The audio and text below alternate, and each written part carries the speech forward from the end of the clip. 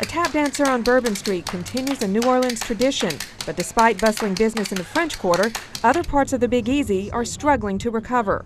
We came back to nothing. You know what I'm saying? We had to start from scratch. STACY Howard evacuated her home before the levees broke during Katrina, but she lost her grandfather who had stayed behind. The last day I saw my grandfather alive, he died in the storm. A lot of people say it's 3 years and they should be over it, but how could you get over something that took everything from you? You know, people, material things, you know, memories. The physical devastation is stark. Street after street of abandoned homes, empty lots, and boarded up buildings. More than 1 million volunteers have come to the Gulf Coast region to help with post-Katrina recovery efforts. But 3 years since the storm, some areas, like New Orleans' 9th Ward, still look like a disaster zone. Some residents have returned. Others have started to rebuild. Still more living day to day in trailers parked on vacant lots. But Louisiana's First Lady says there are pockets of hope thanks to the many volunteers coming in to help. People across the country that have come down here and have worked very hard in the hot, in the sweat, you know, and they've worked and they've poured their heart and souls into helping our state and our cities rebuild. General Douglas Odell, head of federal Gulf Coast rebuilding, says 23,000 families displaced by Katrina have not yet returned. His focus now is getting them into housing by March of next year.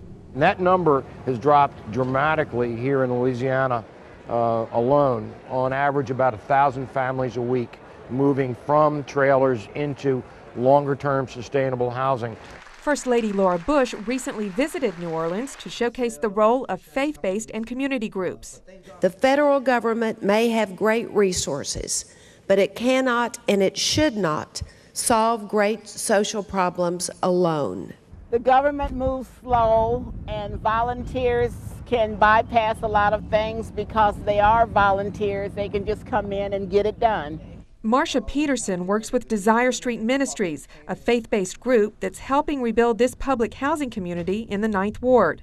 We house 1,200 volunteers that gutted out around 600 homes in this neighborhood, and those homes, probably half of them would still not be gutted out or torn down without volunteers. Desire Street's Danny WUERFFEL says it's a grueling uphill battle. Certain neighborhoods were fine or came back very quickly. Other neighborhoods are still really struggling. If you go into the 9th Ward in particular, you've got a lot of devastation, and it's just really hard to get anything going. Everybody is not okay in this neighborhood. Some people have given up hope and walked away from their properties, and some people are still waiting for insurance and the Road Home program to help bring them back. Desire Street Ministries also organized volunteers and private donations to rebuild this playground for the neighborhood children. This now becomes her main living room. And the group works with Pastor Joseph MERRILL, who's helping displaced families rebuild one home at a time.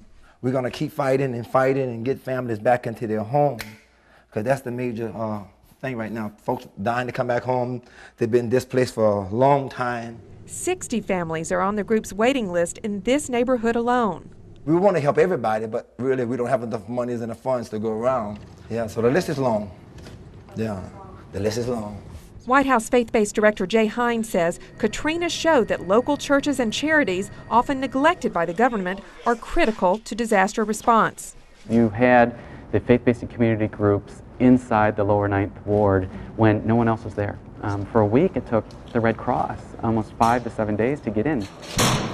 So the groups that were there were the frontline faith-based and community organizations. And so we discovered that they're the first in and the last out in these crises. Pastor J.B. Watkins moved here from Memphis to build a church to help locals in the 9th Ward. I saw a lot of people still frustrated about the lack of attention. They felt that they had been forgotten. Watkins says he's seen his church bring hope to a still devastated community. I think faith-based organizations have been involved, and they've really been able to provide some help. For the simple fact that there's a pastor here has brought some people to say, hey, perhaps there is going to be some hope here. One more sign that some Katrina survivors are keeping the faith and not giving up. You're always supposed to keep hope. You know what I'm saying? Keep the faith. Something's going to happen. It's going to eventually, get better. Melissa Charbonneau, CBN News, New Orleans.